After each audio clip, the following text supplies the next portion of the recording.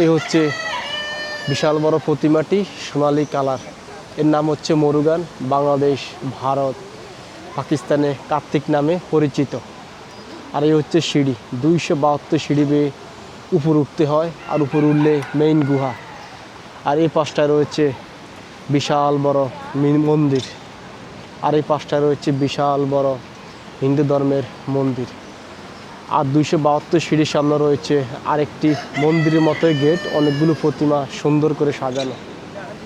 আর অপর পাশে রয়েছে মন্দির, আরেকটা মন্দির। তো চলুন আপনাদেরকে মন্দিরের ভিতরটা একটু দেখাই। মন্দিরের ভিতরে যে কোনো ধর্মের, যে কোনো বর্ণের মানুষ চাইলে প্রবেশ করতে পারে। তবে কিছু নিয়ম আছে, নিয়মগুলো অবশ্যই আপনাকে মেনে চলতে হবে। মন্দিরে প্রবেশ করার সময় মন্দিরের পবিত্রতা রক্ষা করার জন্য অবশ্যই জুতা খুলে প্রবেশ করবেন। চলুন আপনাদেরকে মন্দিরের ভিতরে নিয়ে যাই। ওনারাও প্রবেশ করবে। এটা দিয়ে মন্দিরের ভিতরে প্রবেশ করা যায়। এখানে অনেকগুলো মন্দির আছে, তো আমি একটার ভিতরে প্রবেশ করব। শুরুতেই সামনে পড়ছে একটা কি বলে সিংহ, বিশাল বড় আকৃতি। এটা হচ্ছে হিন্দু ধর্মের একটা মন্দির। চাইলে যে কেউ প্রবেশ করতে পারে, তবে কিছু নিয়মকানুন আসে, অবশ্যই সেগুলো মেনে চলবেন মন্দিরের পবিত্রতা রক্ষা করার জন্য। এখানে বিশাল বড় একটা প্রতিমা।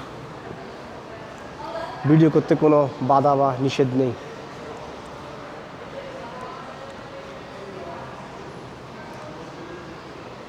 এখানে আরেকটা প্রতিমা, লাল শাড়ি পরানো।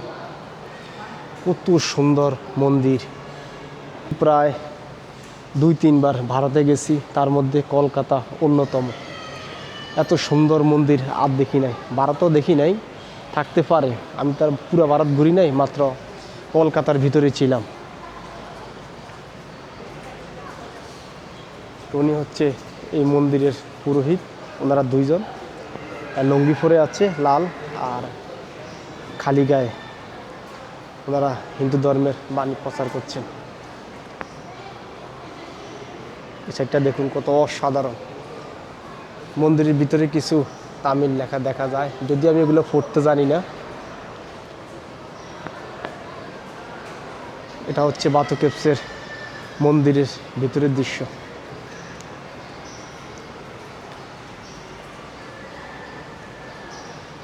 এখানে বিভিন্ন ভক্তরা আসছে, পুজো দিচ্ছে।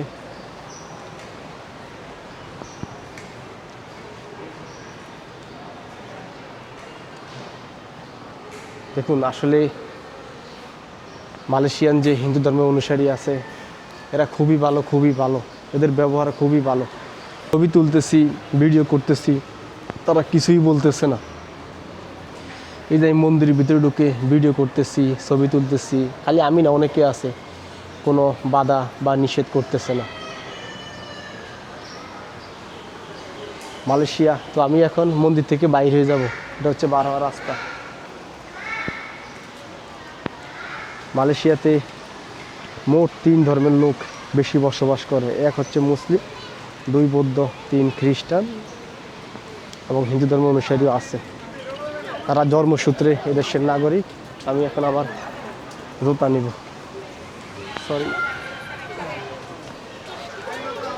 এখানে জুতা রাখার জায়গা, মন্দিরের বাইরের সাইড।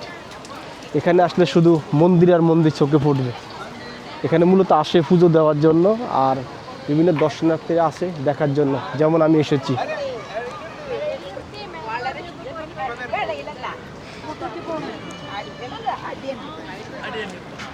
চলুন আমরা এখন সামনের দিকে যাই। কেউ ছবি তুলতেছে, কেউ ভিডিও করতেছে, কেউ আবার টিকটক করতেছে, আবার কেউ বা এসেছে পুজো দেওয়ার জন্য। এখানে আসলে দেখতে পারবেন কবুতর আর কবুতর। কবুতরের কোনো শেষ নাই।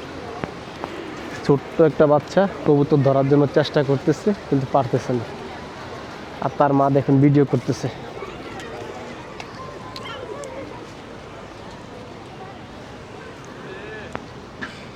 এটা হচ্ছে বাথু কেভসের সামনের অংশ। এই সেই পাহাড়, বাতকেশ পাহাড়, বিশাল বড়, প্রায় 40 কোটি বছরের পুরনো। আর এই যে দেখতেছেন বিশাল বড় প্রতিমা, এর নাম হচ্ছে মরুগান, বাংলাদেশে কার্তিক নামে পরিচিত। এখানে আসলে শুধু মন্দির আর মন্দির চোখে পড়বে। এই আর একটা মন্দির, চাইলে যে কোনো ধর্মের মানুষই প্রবেশ করতে পারে, কোনো সমস্যা নাই। শুধুমাত্র মন্দিরের কিছু আদব আছে, সেগুলো আপনাকে রক্ষা করতে হবে, অর্থাৎ খালি পায়ে প্রবেশ করতে হবে। স্রষ্টা প্রত্যেকটা ধর্মগ্রন্থে নির্দেশ দিয়েছেন পৃথিবী ঘুরে ঘুরে দেখার জন্য। পৃথিবী ঘুরলে জ্ঞান বাড়ে। কবি বলেছেন, পুঁথিগত বিদ্যা আর পরের হাতের দন, নহে বিদ্যা নহে দন, হবে প্রয়োজন। বাস্তবেও তাই। আমরা বইতে পড়ছি কি, আর এখানে এসে দেখেছি কি, বইয়ের সাথে বাস্তবের সাথে কোনোই মিল নেই, আর কখনো পাবেন না। এই কারণেই স্রষ্টা বলেছেন, তোমরা পৃথিবী ভ্রমণ করো, ঘুরো, ঘুরে আমার সৃষ্টিকে দেখো।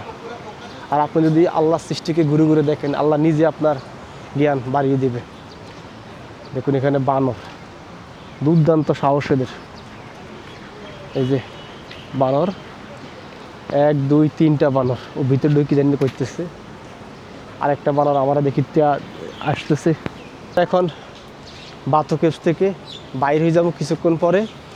সামনে আরেকটা বিশাল বড় হনুমানের প্রতিমা আছে, সামনে আরেকটা বিশাল বড় হনুমানের মূর্তি আছে। আমরা সেই মূর্তির কাছে এখন যাব।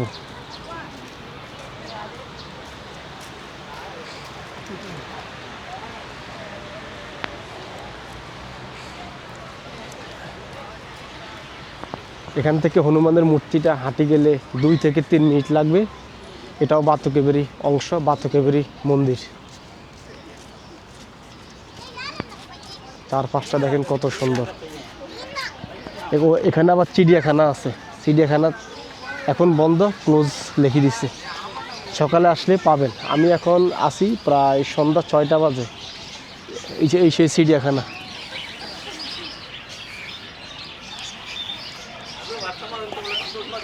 কত উপরে বানর, সাদা সাদা, এগুলো কি বলে, সাদা সাদা পাখি, ময়ূর পাখি সম্ভবত। এখানে আসলে মন্দির আর মন্দির।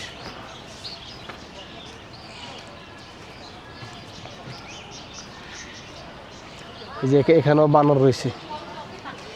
বাতকেশ্বরের অন্যতম একটা আকর্ষণ হচ্ছে বানর।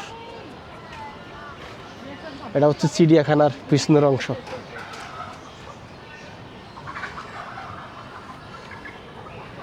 এখানে রয়েছে বানর।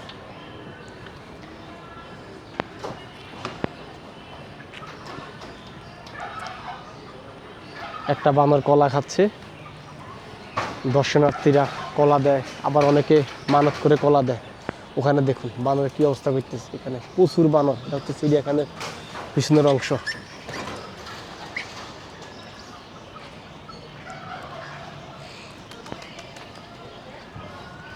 এই পাশটাও রয়েছে মন্দির। যে কেউ প্রবেশ করতে পারে, কোনো সমস্যা নাই। শুধুমাত্র মন্দিরের আদব রক্ষা করার জন্য ক্যাসেট খুলে, জুতা খুলে আপনাকে প্রবেশ করতে হবে। এখানে লিখে দিছে ক্যাসুট। এটা হচ্ছে মালাই শব্দ।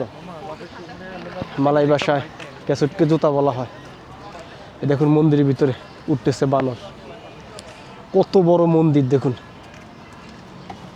আমার পিছনে রয়েছে বিশাল বড় একটা প্রতিমা। দেখুন কত ফুট বলবো আমারও আইডিয়া নেই। বিশাল বড় আকাশচম্বী প্রতিমা। এই প্রতিমাটার নাম বাংলাদেশে আমি যতটুকু জানি হনুমান নামে ডাকে, তবে এখানে কী নামে ডাকে আসলে আমি জানি না।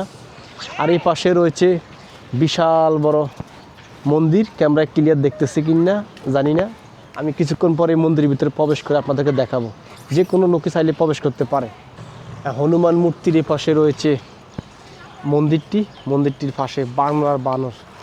এখানে মানুষ নিয়ত করে কলা দিচ্ছে, বানর কলা খাচ্ছে। কত বানর, বানরের কোনো শেষ নেই।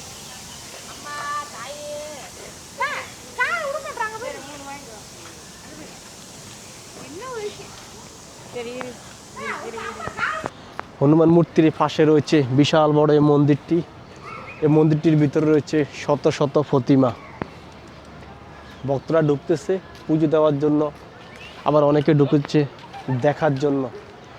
তো এখানে প্রবেশ করতে হলে জুতা খুলে প্রবেশ করতে হয়। যারা মালয়েশিয়া আসবেন অবশ্যই আপনার ভ্রমণের তালিকায় এই বাথো কেভসের নাম রাখবেন। বাথো কেভ সত্যি খুব সুন্দর। আর সবচেয়ে যেটা দেখে আমি অবাক হয়েছি এখানকার হিস্টোরি, সেটা হচ্ছে এই পাহাড়টা নাকি 40 কোটি বছরের পুরনো। তো হাঁটতে হাঁটতে চলে এসেছি বাথো কেভস সবচেয়ে বড় মন্দিরের একেবারে সামনে। আমার সামনে দেখতেছেন মুরুগানের মূর্তি। আজ এ পর্যন্তই, আবার দেখা হবে নতুন কোনো ভিডিওতে। যদি আমাকে কেউ সাপোর্ট করতে চান, আমার ইউটিউব চ্যানেল সাবস্ক্রাইব করতে পারেন এবং আমার ফেসবুক পেজ ফলো করতে পারেন। তবে এখানে যারা আসবেন অবশ্যই 2-3 জন একসাথে আসার চেষ্টা করবেন, একজন আসলে বিপদ হবে। আমার বাস্তব একটা ঘটনা আমি আপনাদের সাথে শেয়ার করি। আমি এখানে আসছি, এই দেশের এক লোক, সে আমাকে বলছে ইফতার করার জন্য তাকে 10 রিঙ্গিত দেওয়ার জন্য। তো আমি যথাক্রমে তাকে ইফতার করার জন্য 10 রিঙ্গিত দিই। তা আমার ব্যাগে ছিল 30 রিঙ্গিত। সে 30 রিঙ্গিত দেখার পরে সে তার যে চরিত্র সেটা আমার দেখাইছে। সে বলছে 30 রিঙ্গিত দে, নাহলে আমি তোকে পিটবো, তোকে মারবো। পরে আমি বলছি যে আমি পুলিশ রিপোর্ট দেবো। সে বলছে যে পুলিশ রিপোর্ট দিয়ে কোনো লাভ নাই, তুই টাকা দিয়ে দে, টাকা দিয়ে চলে যা। পরে কিচ্ছু করার নাই, তাদের দেশ। পরে আমি 30 টাকা দিয়ে চলে গেছি। তো এখানে আসলে চেষ্টা করবেন 2-3 জন একসাথে আসার জন্য। আর যদি আরও বেশি হয় তাহলে আরও ভালো। জায়গাটা নিরাপদ, তবে আশপাশের সাইডটা নিরাপদ না। ধন্যবাদ, সবাই ভালো থাকবেন। আবার দেখা হবে নতুন কোনো ভিডিওতে।